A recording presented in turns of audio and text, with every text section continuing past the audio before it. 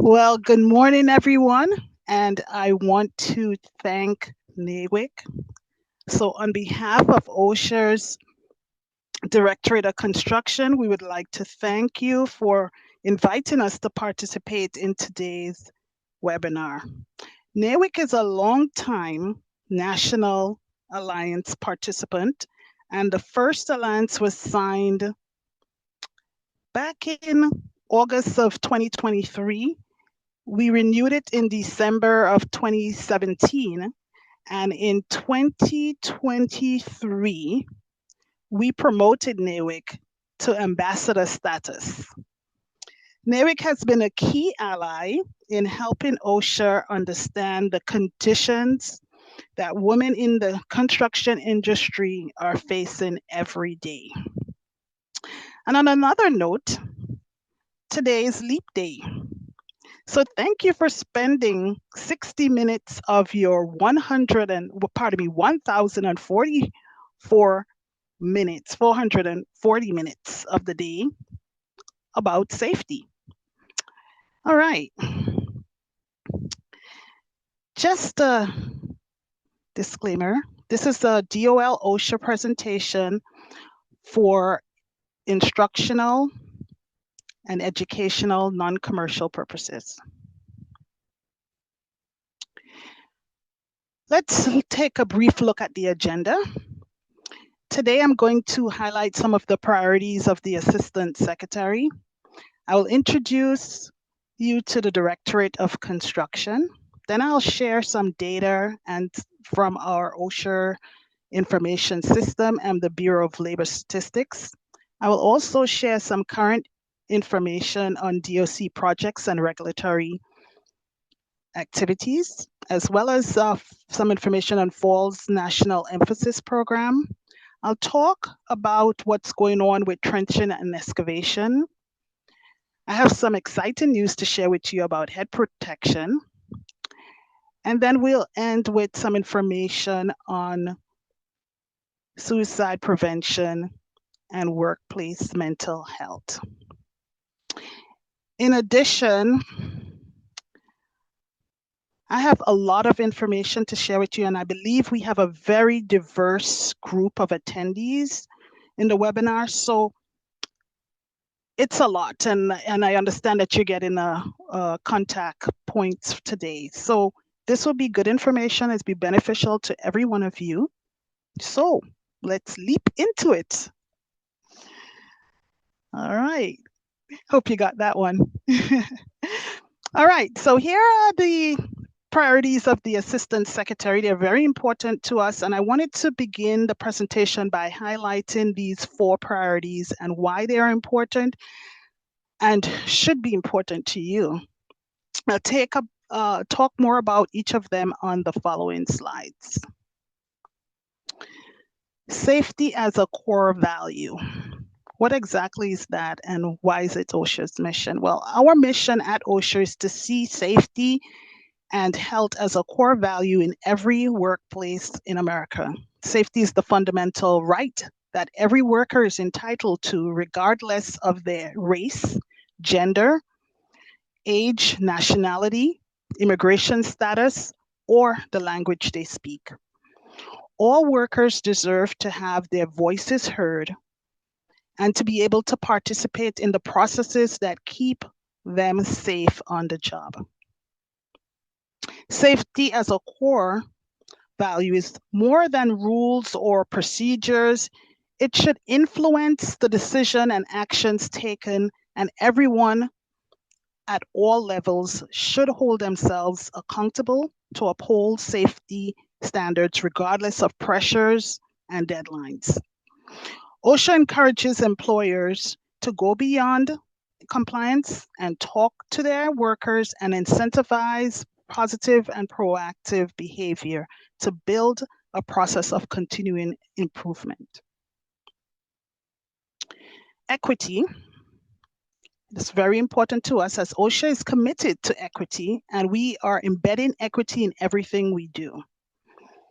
At OSHA, we are helping to ensure vulnerable workers are in environments that they feel safe and healthy. Last September, OSHA hosted our first 3-day Workers' Voice Summit at the Department of Labor. And workers advocate shared their concerns about not receiving the proper PPE, personal protective equipment, necessary to do their jobs. I'm not sure if you know this, but OSHA has recently been delegated the authority to issue certifications and endorsements for UNT visa applications. Becoming a certifying agency gives OSHA an important tool for protecting workers who are afraid to come forward and report safety and health concerns because of their immigration status or temporary employment. So our designation as UNT Visa Certifying Agency will help us build and strengthen trust between workers and OSHA, and it also protects workers from retaliation and encourages reporting in investigations leading to better and broader and more equitable enforcement. Thirdly, our enforcement that leads to change. We updated our severe violator enforcement program to strengthen enforcement and improve compliance with workplace safety and health standards and reduce worker injury and illness. Under the new criteria, the program includes all hazards and OSHA standards focusing on repeated offenders. So focusing on repeated offenders in all industries. The changes broaden the program scope with the possibility that additional industries will fall within its parameters and focus on employers who repeatedly disregard worker safety and health. We implemented an enhanced enforcement initiative in July of 2023 to better protect workers from known trenching and excavation hazards. And I'll talk a little bit more about that at a later slide. We launched a national emphasis program to prevent falls back in May of 2023, and I'll also talk more about that on a later slide. We are working more closely with our solicitors or attorneys on criminal referrals and settlement agreements that result in lasting change. We will continue to use enforcement resources and target high hazard work sites and industries. But we can't just enforce our way through safety. And I want to stress this. OSHA provides compliance assistance. I'm not sure if many of you are familiar with that. It gives employers and employees the knowledge and tools they need to meet these obligations.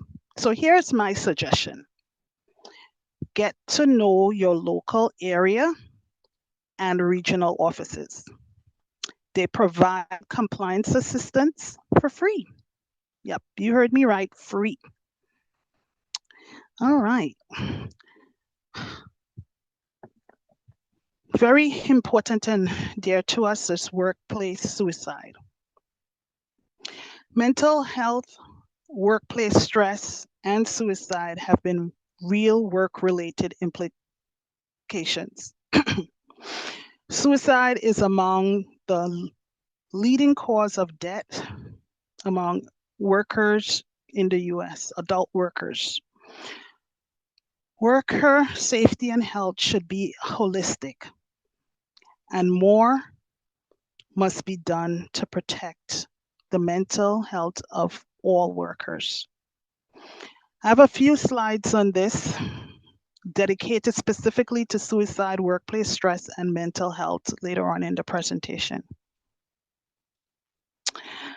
Okay, the Directorate of Construction, I would like to refer to as DOC through the remainder of the slides. They serve as the OSHA's principal source for 29 Code of Federal Regulations, Part 1926, which is the construction standards, regulations, policies, programs, and assistance to OSHA, other federal agencies, state plans, the construction industry, and the general public with respect to safety and health. If you're wondering where we're located, we're at 200 Constitution Avenue Northwest in Washington, D.C. And you could also find us on OSHA.gov. And I'm sure many of you are familiar with the page, but if you aren't, you can toggle. Could you see my mouse moving about? Sorry, but you can toggle right here to that ANZ index, and you can click on C, and that brings you to construction, and that will take you to the web page, find a plethora of information.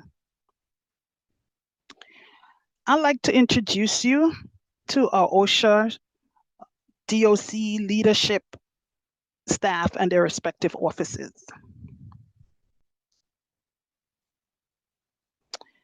Our director is Mr. Ketchum.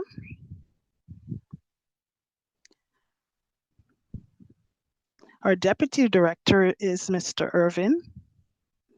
Our senior technical advisor is Ms. Knighton.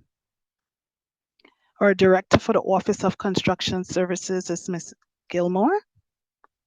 Our director for the Office of Engineering Services is Dr. Liu. And currently our Office of Construction Standards and Guidance is vacant. DOC has 3 main offices, and I wanted to share with you some information on each of them. The first is the Office of Construction Services. They oversee the National Construction Safety Enforcement Program. They generate and review policies, documents such as letters of interpretation, variances, directives. They review and assist the development of significant cases.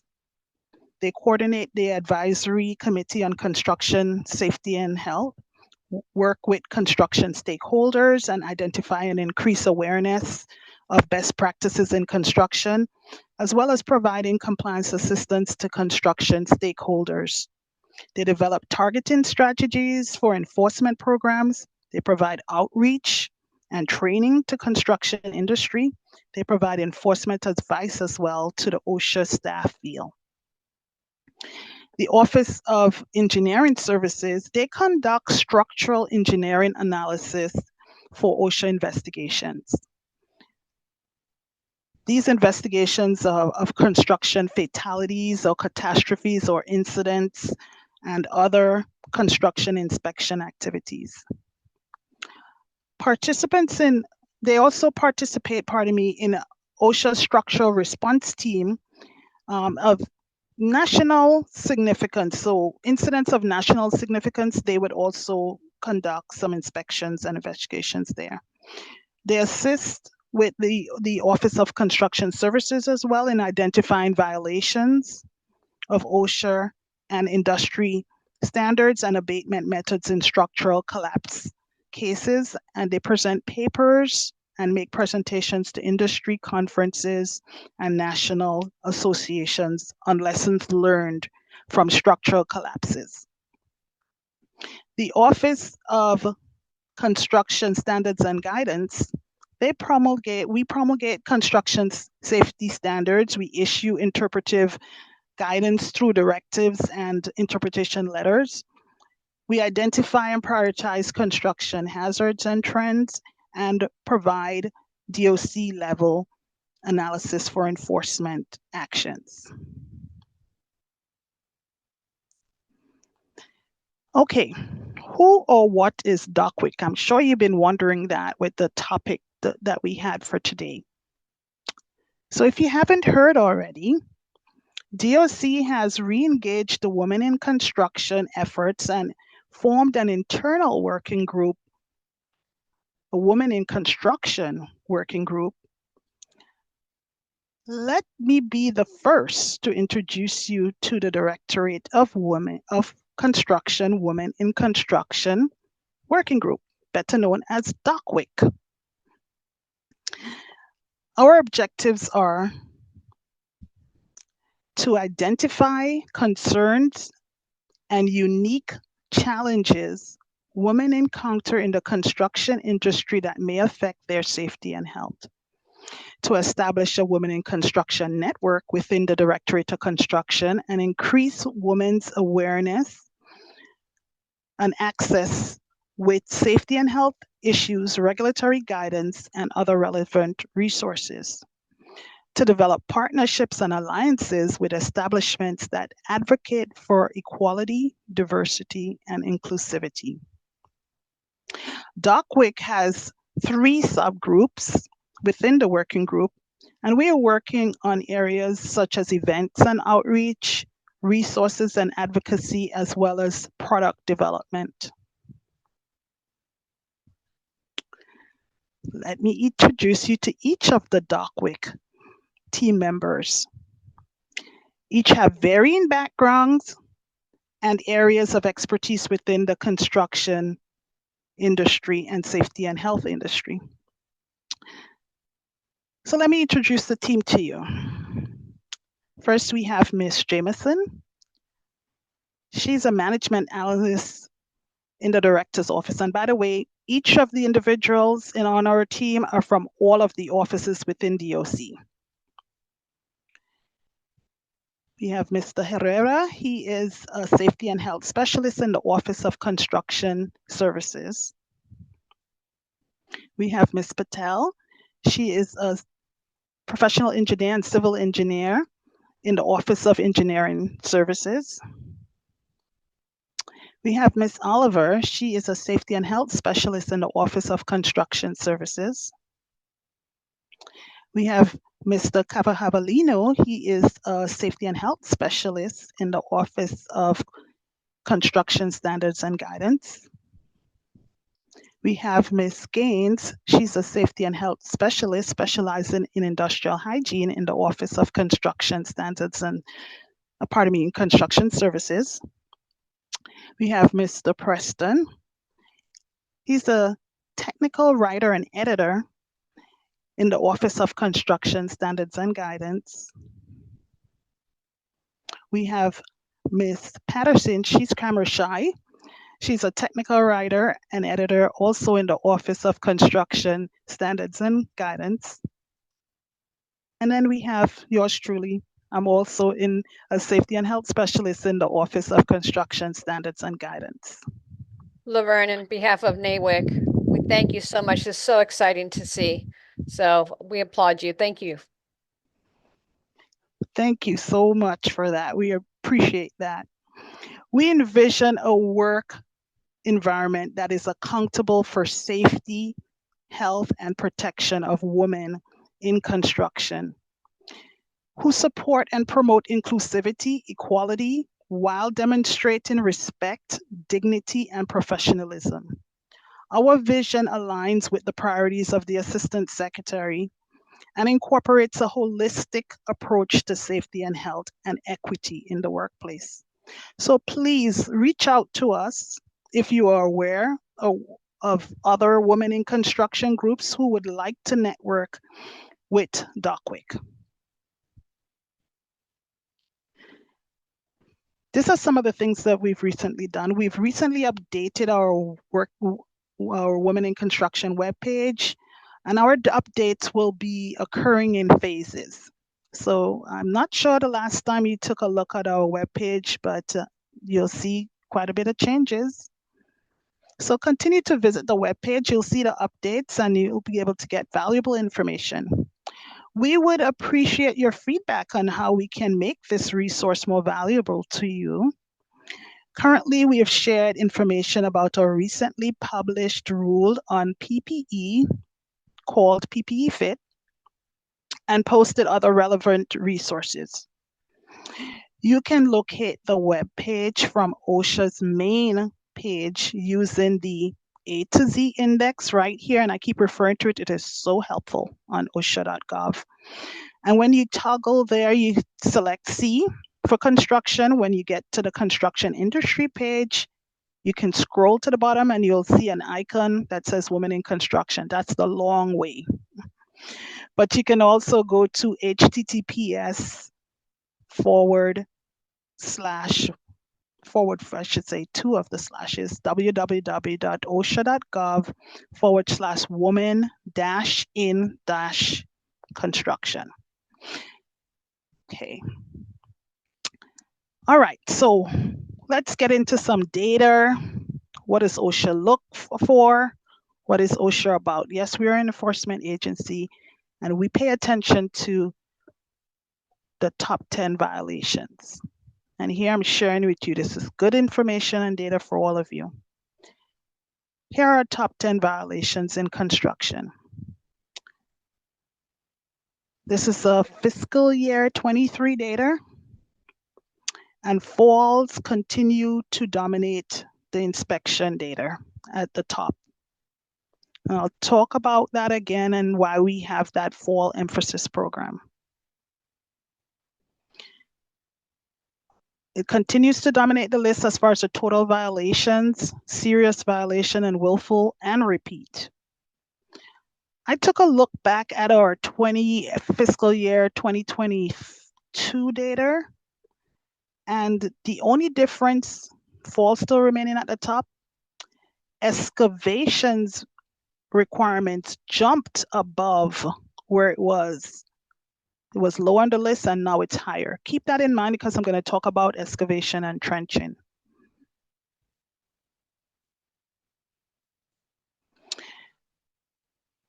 Okay, we just looked at the top 10 inspection violations. Let's look at the causes of fatalities on construction. I currently have data for FY22, so I don't have information for 23 just yet.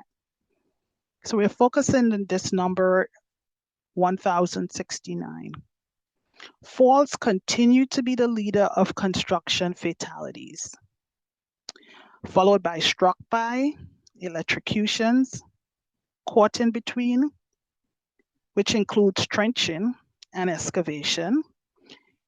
In 2022, we saw an unfortunate rise in cave-ins related to fatalities, but more on that information on a later slide.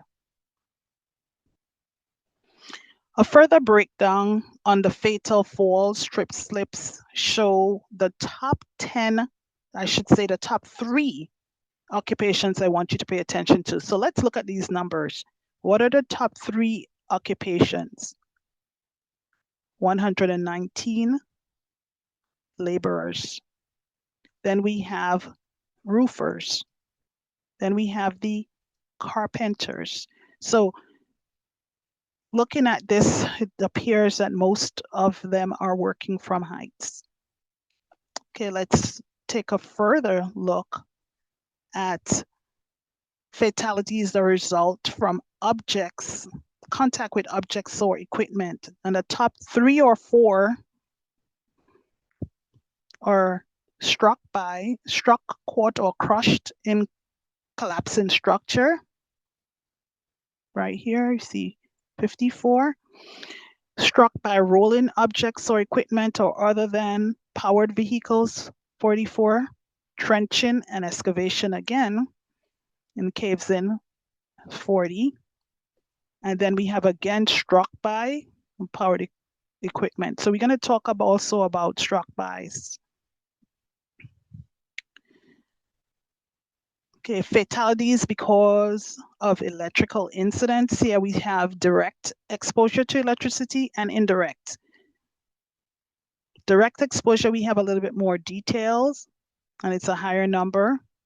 Shows 20 to 20 volts or less or greater. It doesn't matter, it's still electricity, direct contact. We don't have any specific data for indirect at this time. All right.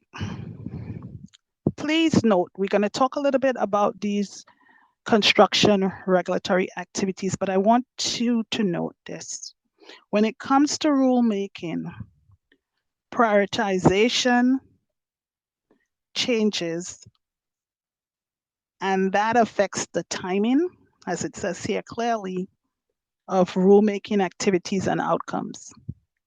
So something may be high on the list this year, and it may not be next fiscal year. So keep that in mind.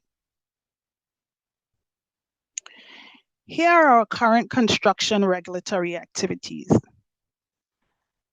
I'm not going to go through everyone, but I do want to highlight one very important to women in construction, which is PPE fit. So we currently have communication towers, crane amendments, welding in confined space, and the walk-around representation rule. Now, PPE fit, our POC is one of our DOCWIC members, Mr. Preston. So we are so fortunate to have rule-making folks on our team as well, and we're very happy about that. So let me tell you a little bit more about PPE fit. Notice of proposed rulemaking for that, and then, as I mentioned before, our DOCWIC team member, Mr. Preston, is the POC. OSHA is proposing to revise its personal protective equipment standard in construction to include an explicit requirement that PPE must fit workers properly. The issue of improperly fitting PPE particularly is important for smaller construction workers, including some women, who may not be able to use standard size PPE. Specifically, the proposed language, which will be in 1926.95C, which is the design and selection, it states that employers must ensure that all protective equipment, number one, is of safe design and construction for the work to be performed.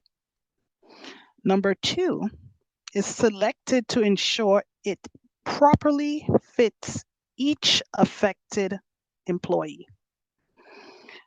This revision would make the construction standard consistent with the requirements in general industry and maritime standards.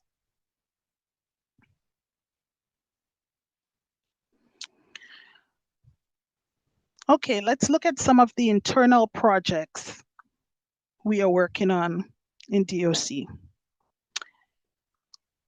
The Field Operation Manual, which is hasn't had a construction chapter, so we are going to add a construction chapter with a focus on hazards in construction memo. This will serve as a reference for OSHA's compliance, safety, and health officers regarding the application of 29 CFR Part 1926 and include clarification on construction work and inspection investigation procedures. Not sure if you're aware what the FOM or Field Operation Manual is, but it references documents that provide current information and guidance to Occupational Safety and Health Administration, the national and regional and area offices concerning OSHA policies and procedures for enforcement matters, including conducting inspections, issuing citations, and proposing penalties for OSHA field offices and state plans, or state plan states. We're also updating our work zone directive, compliance directive.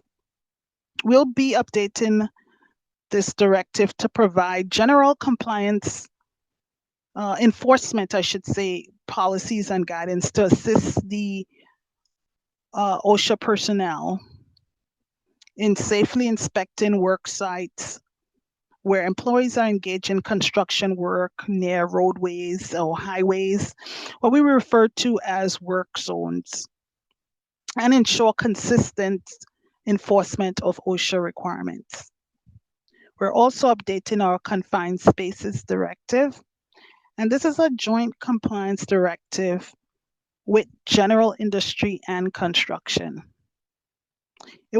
The goal is to update the current directive and highlight the unique items specific to confined spaces in construction.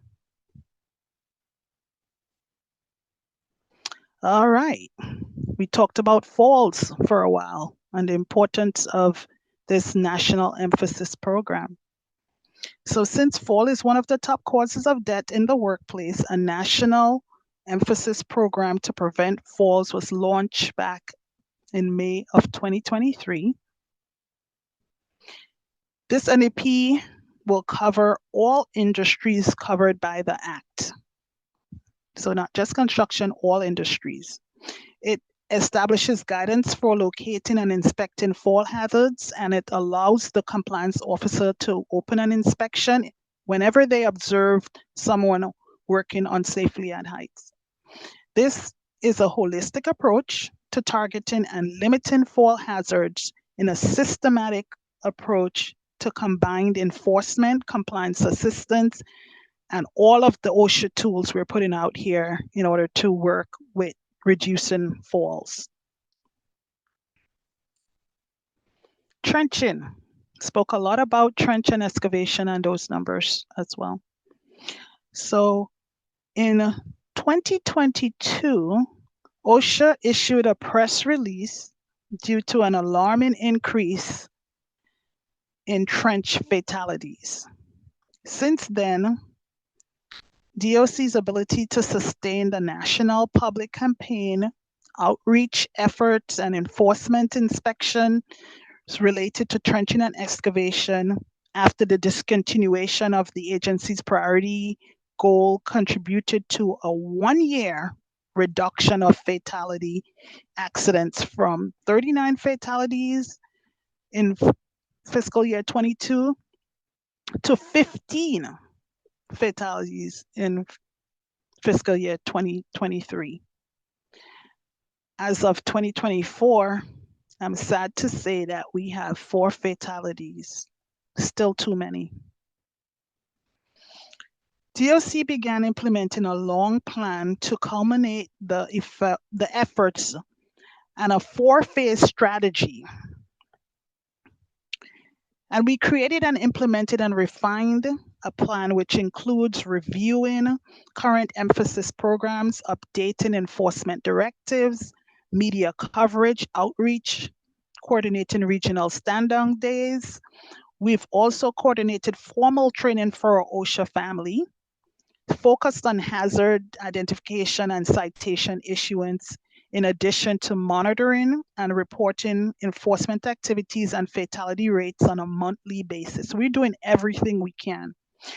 DOC has also followed its One OSHA leadership style and coordinated the rollout to include trade associations, unions, private sector employees, the entire OSHA family represented on site consultation, state plan states to 10 regions, OSHA's Training Institute, the national offices.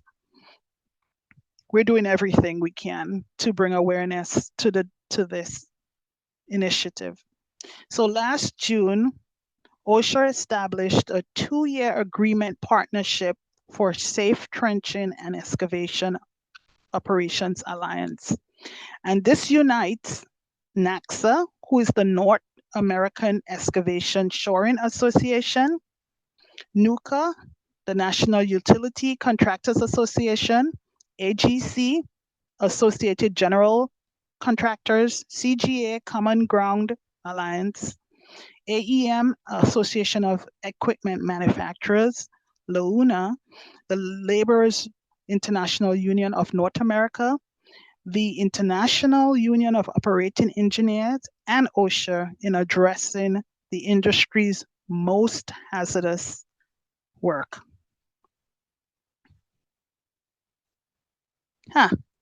Let's change gears here, or should I say, let's change hats.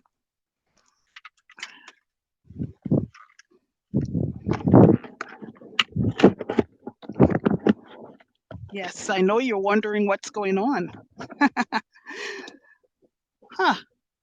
Here's our exciting news.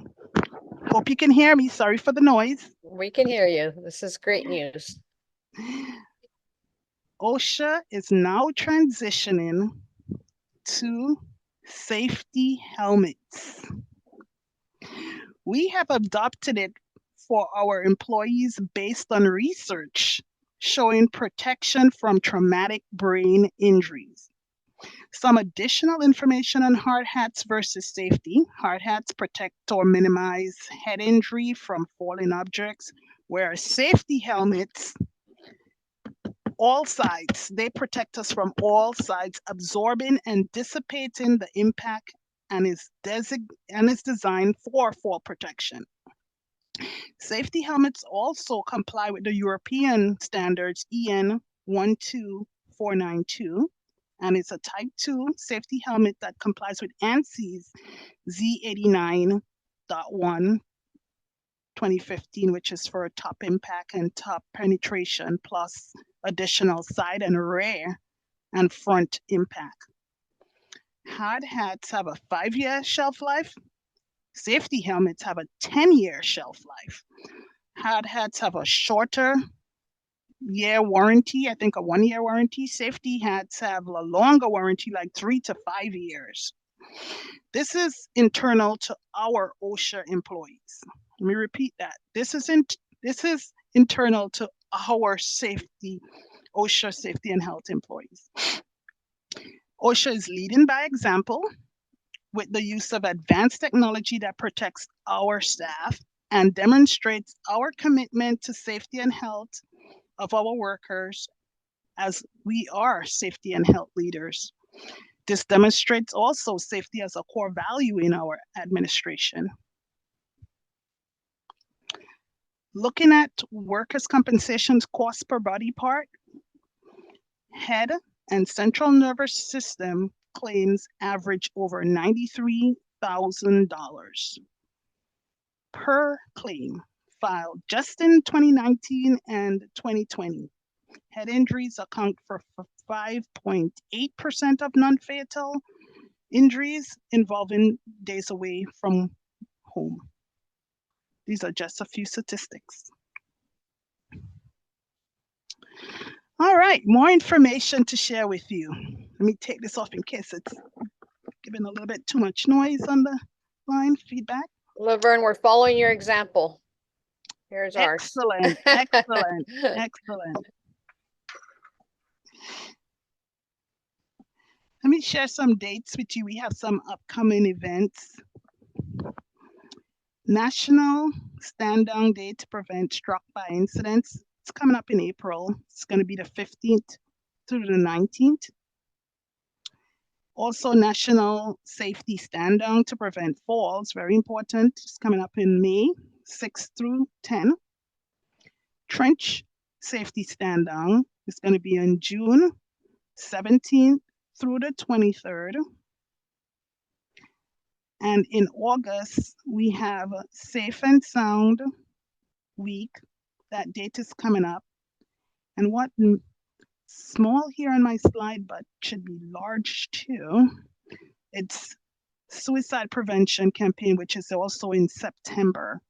And the dates for the Safe and Sound Week in August and Suicide Prevention, I'm sure they are going to be forthcoming, specific dates.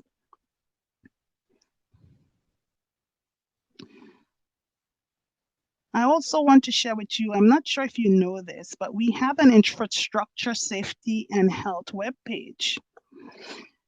The infrastructure safety and health webpage was recently published and will continue to be updated. So the goal here is for it to be the one-stop shop for information.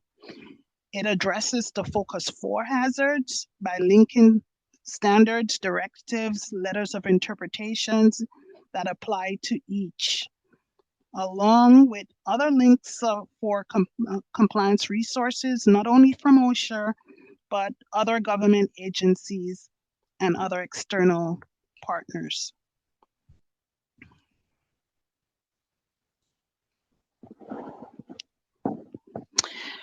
I want to focus on bullet number 3, but you can take your time and read through the slides. But 83% of US workers suffer from work-related stress.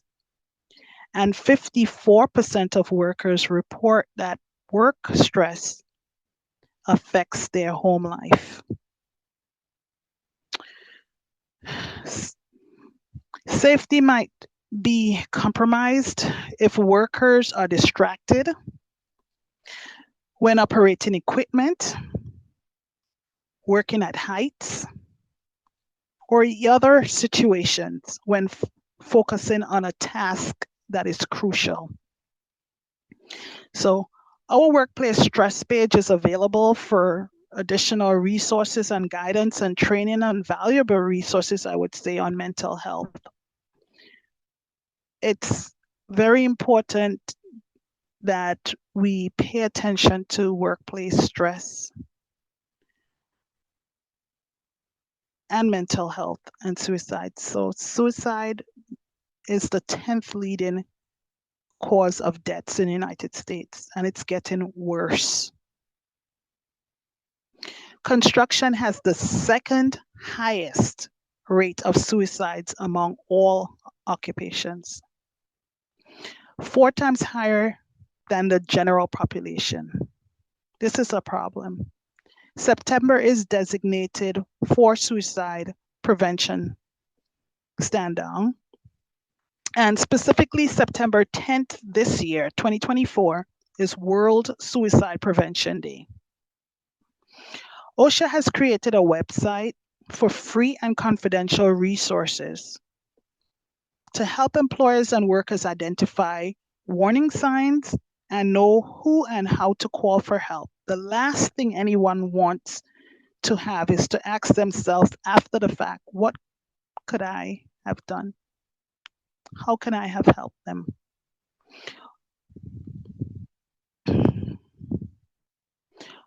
OSHA is taking proactive steps to help provide information and guidance and training on mental health and suicide.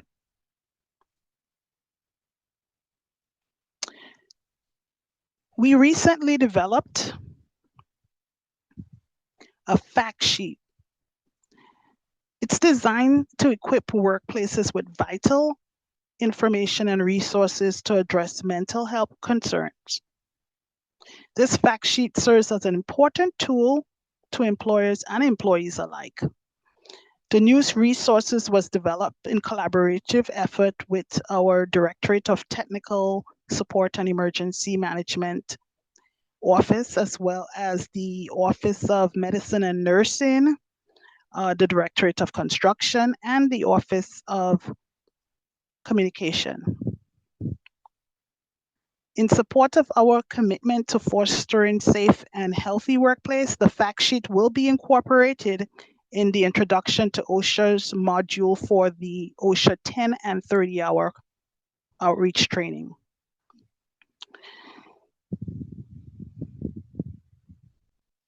Okay, if you want to stay up to date on any new resources that we have to provide, please see us. You can find us on X, Facebook, YouTube, LinkedIn, and I even have a QR code on the next page if you wanted to take a look at that.